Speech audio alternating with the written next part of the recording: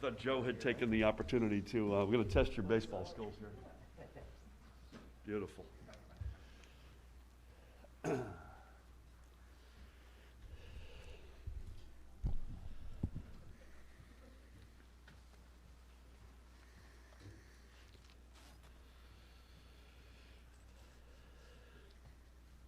Good morning, folks. Welcome to the Statewide Traffic Management Center.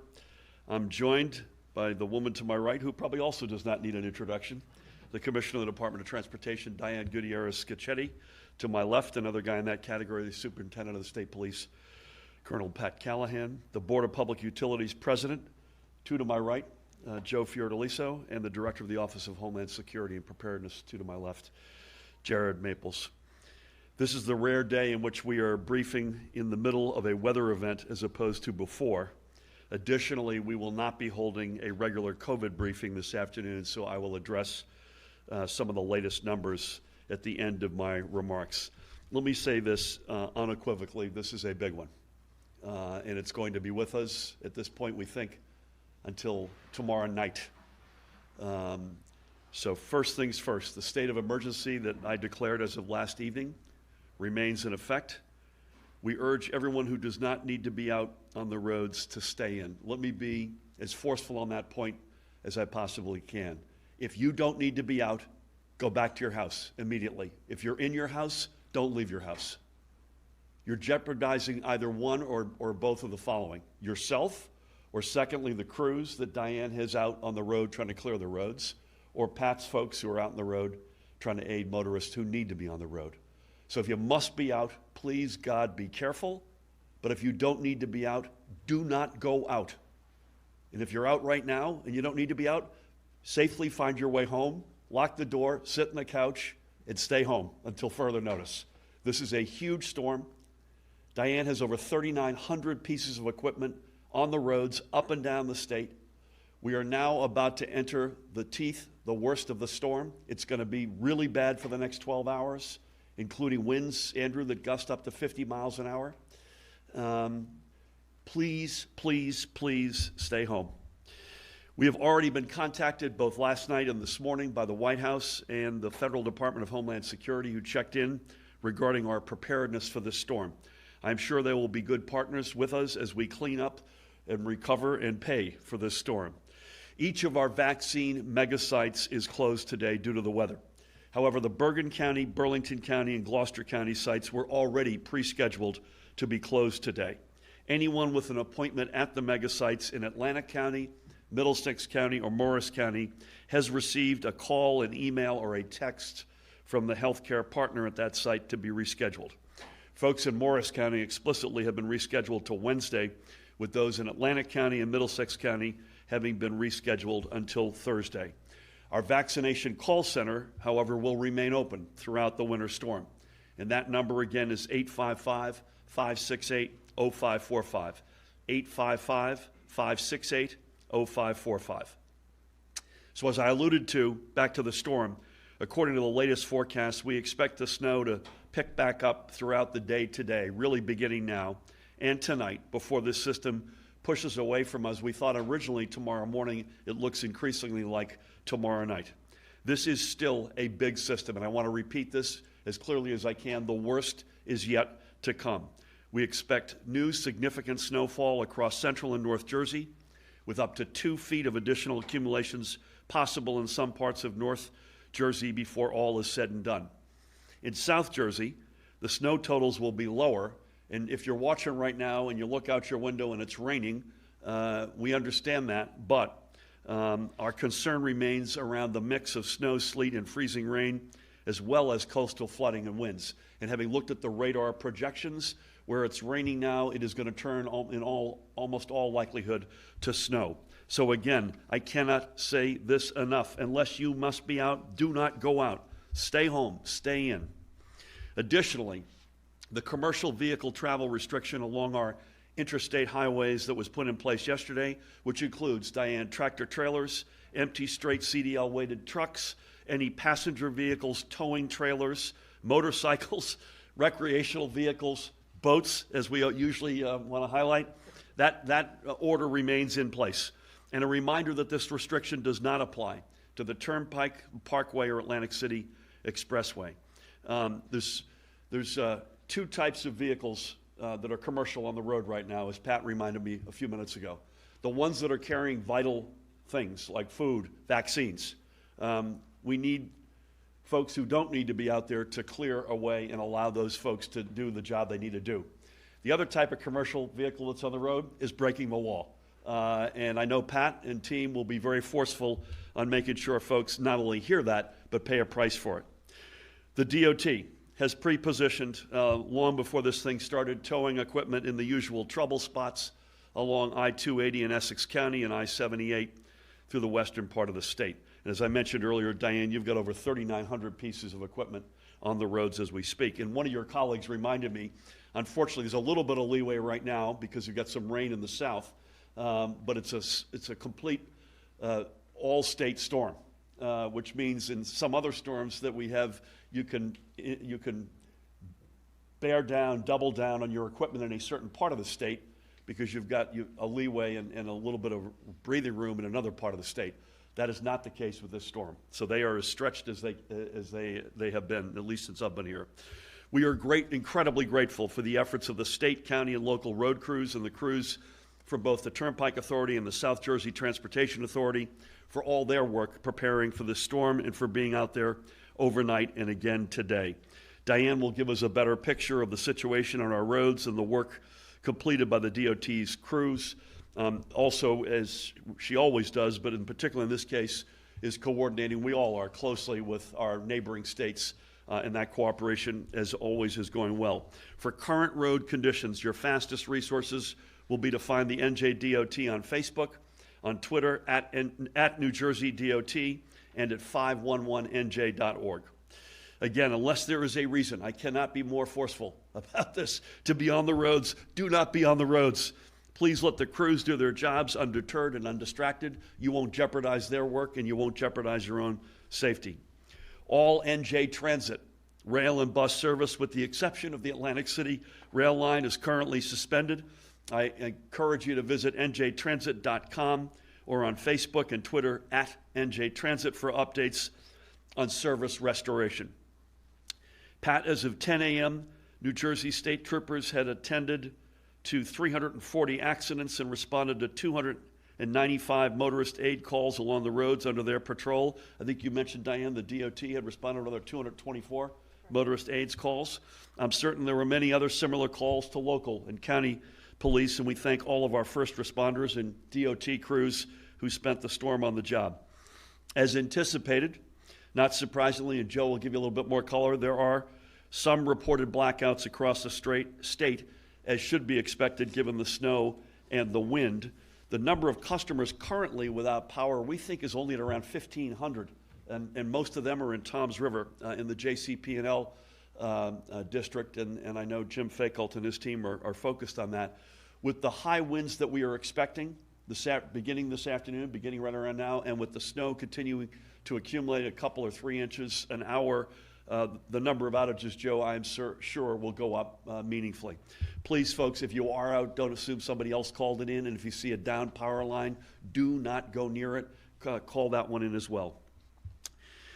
I connected with each of our state's big power service producers yesterday and to some extent this morning, and I know Joe and his team at the BPU have spent considerable time checking in with them as well, and he'll be able to give you up the latest. If you or anyone you know is in need of a warm place to stay because of a loss of power or heat, we have warming centers available across the state, and you should call 211 or visit nj211.org to find a warming center near you. And we thank the men and women who are out there working to restore power in these really challenging conditions.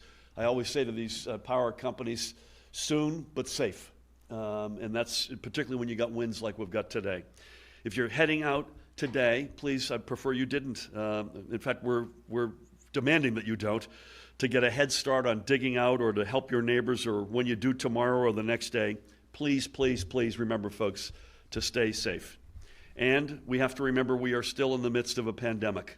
The one real benefit of a face covering today and tomorrow will also keep your face warm. But remember, COVID will not take a snow day so neither should our vigilance. And to spur you to remain vigilant, keep in mind that today we have another 3,656 cases to report, along with the heaviest hearts to announce 34 newly confirmed losses of life. But even with today's closures, we can still report that we have recorded a total of just under 800,000 vaccinations. They split between 664,548 first doses and 126,833 second shots. If you have been scheduled for a vaccination, again, please check in with your provider. And again, our vaccination call center remains open today and can be reached at 855-568-0545, 855-568-0545. In our hospitals, 2,865 of our fellow residents are being treated, 531 of whom are in the intensive care unit, 355 of whom require a ventilator. All of those numbers are down and have continued to trend down. Please God, they continue to do that. And even with the storm bearing down throughout the day yesterday, 281 COVID positive patients entered our hospitals and 286 live patients were discharged. Many, if not most, students have a day off today because of the storm, but I do want to note that over the past week, we continue to see the trend moving as we had expected, away from all remote instruction and towards some form of in-person instruction, whether it be schools moving to a hybrid model or returning to all in-person instruction. So today, the latest numbers, we've got 89 districts are in all in person, 470 are hybrid. Those are both up significantly since last week. 213 remain all remote, and that's down by 57 schools or districts since last Monday. So one more time, folks, we expect this storm to have much more snow in store, and conditions today may well be very dangerous. It's going to get worse before it gets better. Please stay in and stay off the roads. Let our road crews, our power crews, our first responders have the roads to themselves. We want everyone to stay safe and warm. Storm updates as well as preparedness information are all available online at ready.nj.gov. That's ready.nj.gov, at the Office of Emergency Management's Facebook page, and on Twitter at ReadyNJ. Information from a variety of official channels is also being retweeted on the State of New Jersey Twitter account at NJGov. With that, it is my pleasure to introduce the Commissioner of the Department of Transportation, Diane Gutierrez-Scacchetti. Good morning. I think the Governor captured the message perfectly. I want to thank all New Jerseyans who have been cooperating with us and staying home since yesterday and into today for their help. It is with their cooperation that we are able to make sure that we stay ahead of the storm, that our crews can safely maintain their plow teams, which is that staggered set of trucks that you see, not only to clear just the roads, but ramps, service plazas, everything that we have working for us. So big thanks. As the Governor said, we have 3,900 pieces of equipment working. This is an all-hands-on-deck storm, which means it is all of our DOT crews, Turnpike crews, Parkway crews, Atlantic City Expressway crews, and a big shout out to all of our contractors who have come in both to plow and salt the roads. It is important that you maintain a distance from them. They are driving extraordinarily large vehicles. They are trying to stay in a plow team to get the roads as clear as possible. And so your cooperation, again, is key. I do have to mention on my way up this morning from 29 to 195 to the Turnpike, conditions were good. I want to just mention that when there is traffic on the Turnpike using what are known as our Z-turns, many of you know what they are. They're the break and guardrail between the inner and outer roadways, is most illegal. It's illegal at any time, but is extraordinarily dangerous. I understand you have someplace to go, but as the Governor said, if you have to be out, take extra time. You know, this is not going to be your standard trip. The worst of the storm is ahead of us. This is the beginning of the height of the snow. So food stores, all of that, if you didn't, make do with what you have. It's only till Wednesday. Tuesday, tomorrow is going to be a bad day as well. So I can only ask if you can please. I know we've asked you to stay home for months now. This is a different reason. You can go out in the backyard and build a snowman, that's fine. Just don't go out in your car. It is just dangerous. Somebody put on my remarks, conditions aren't ideal. No, conditions are dangerous. And that is not an exaggeration after driving up here. We have been working 24 hours on this storm. Our crews were in early yesterday. We have 65 pre-positioned towing assets throughout the state to make sure we can quickly address disabled vehicle, jackknife tractor trailers that are permitted to be moving through the state. We'll move the ones that aren't, but that's a different story. To keep people being able to get what they are. Remember, we still have frontline workers that must get to a location. And without the ability to use transit, they are likely to be in their cars. So we really, if they couldn't have sheltered where they were. So we just ask again, leave those roads open for our crews to do their job, for our partners at New Jersey State Police to make sure that people are obeying the posted speed limit, another important point. I think myself saw about 3 single vehicle accidents, which are just spin-outs from speed on the way up. It's dangerous. Nobody wants anybody to get hurt. We have a pretty typical saying at the DOT, and it is, everybody goes home every night. And that is just keenly important to me. Our Safety Service Patrol is still out there. They are patrolling the roads for anyone who may incur a flat tire, may run out of gas. We partner again with New Jersey State Police to provide them the kind of protection they need as they're dealing with incidents on the roadway. It is just, it can't be emphasized enough. The governor went through so much of it, that the most important thing you can do for the people of the New Jersey DOT, the New Jersey Turnpike, South Jersey Transportation Authority, New Jersey Transit, and others is to stay home. It's just not, not a day to go out to run an errand. I do also want to mention that for those who are curious, because the question was asked of me last night, we are following COVID protocols in our plowing operations. That means, for the most part, our drivers drive by themselves. When they don't drive by themselves, they follow proper social distancing. They wear masks in their trucks. Even for those who are sheltering in place, they are not side by side. We are spreading them out.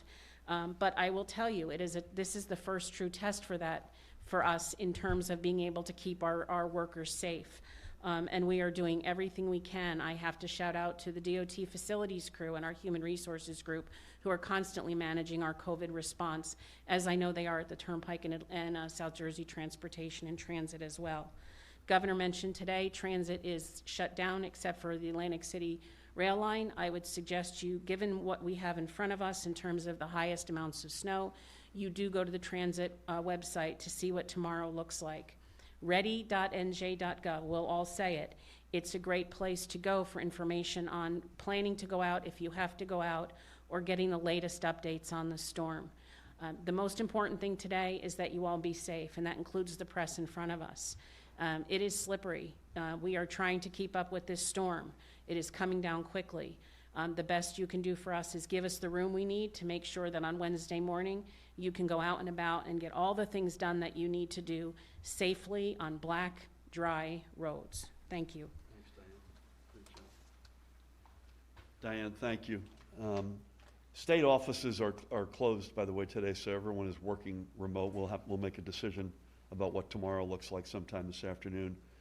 Diane, part of the reason I think that was animating your plea, if not orders for people to stay home, and mine as well, I think we both agree, coming up here from, in my case, from Middletown, we're in Woodbridge right now, too many cars on the road, period. There's just too many people out there. You got to get off the roads, folks. With that, please help me welcome the Superintendent of the State Police, Colonel Pat Callahan. Thanks, Gov.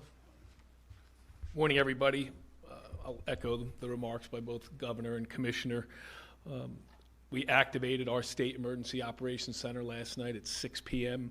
We had calls with our federal, state, county, and local partners throughout the weekend with the National Weather Service, who, from our perspective, did a phenomenal job in predicting this one with regards to the predicted amounts.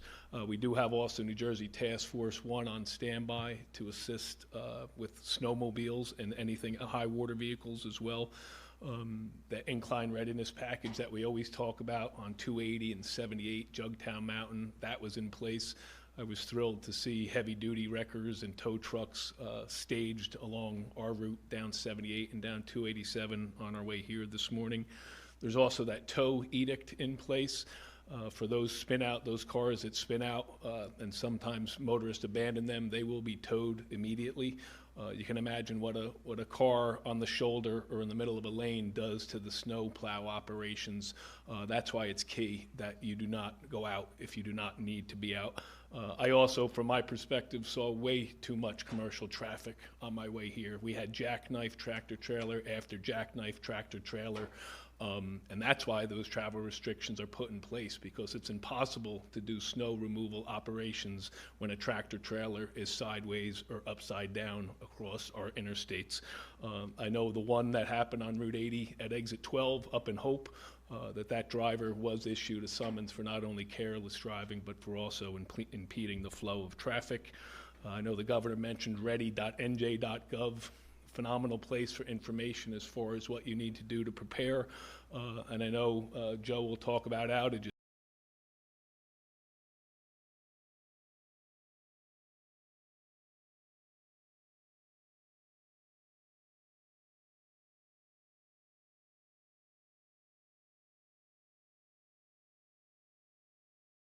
They're not high right now, but we do expect those power outages to go up, and just that word.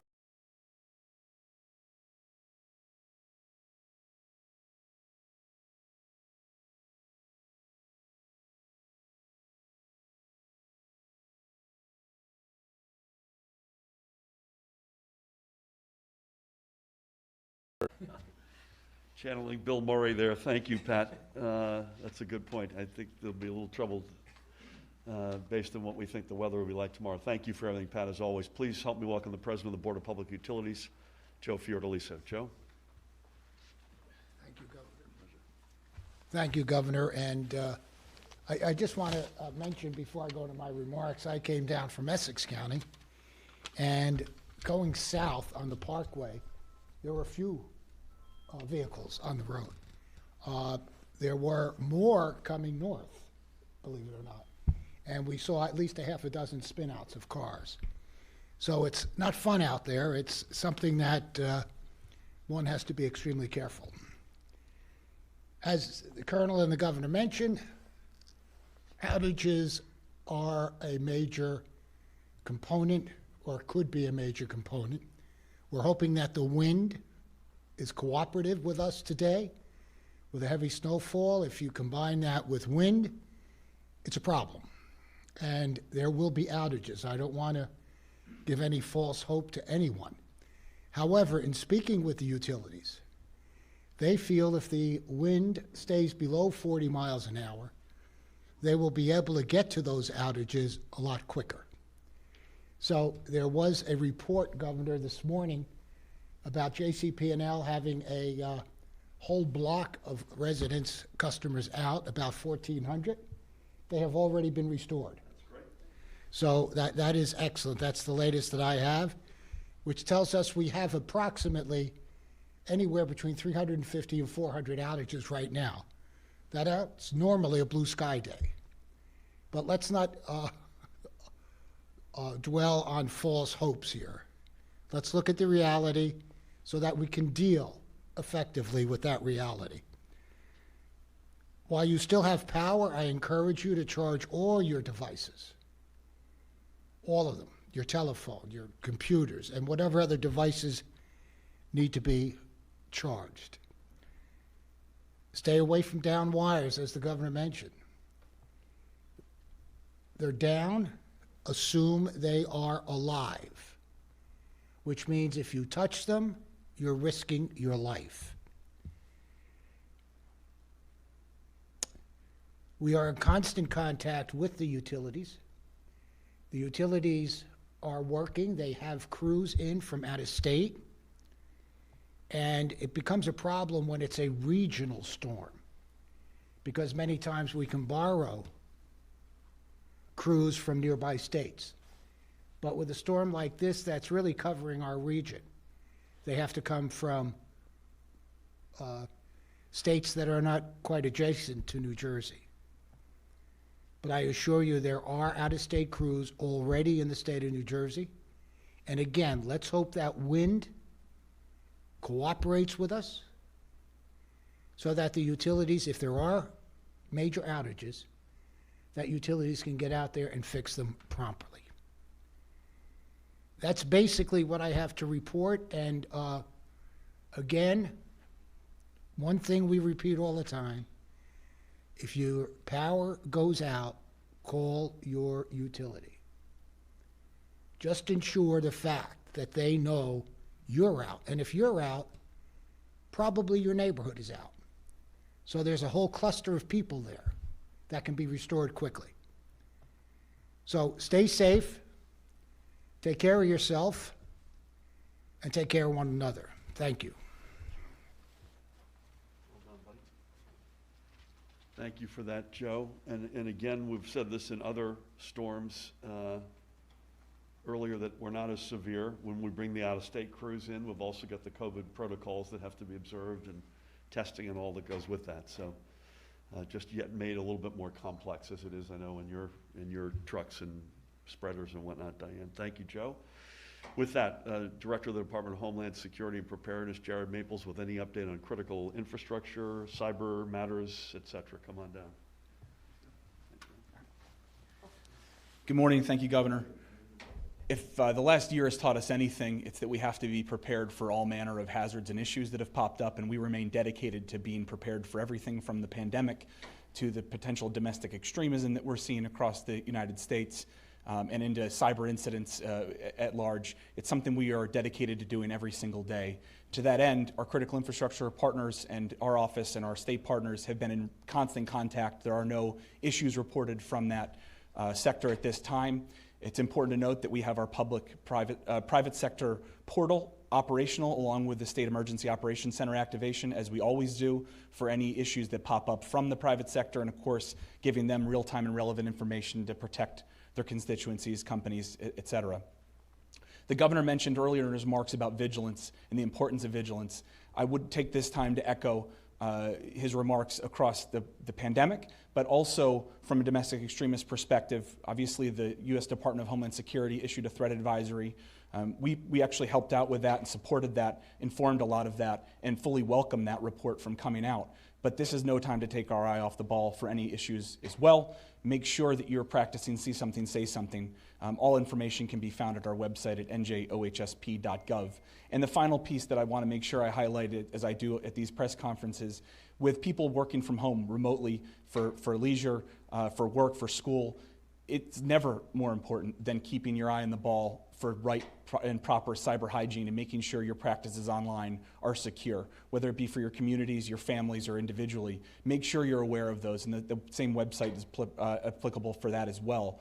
But definitely take advantage of the resources that we as a state offer. I'll finish up in saying I think that we probably should look at banning Sonny and Cher songs through the duration of the storm, given the fact that it is Groundhog Day. So I'll finish with that. Thank you all, and stay safe. I, for one, am a Cher fan, so I'm not sure I can go along with that. Thank you, Jared, and thanks to each and everyone. Anybody got any questions? Please. We don't have a microphone here today, so I will repeat the guts of the question. Will the 6 COVID vaccination megasites that closed today due to the storm reopen tomorrow?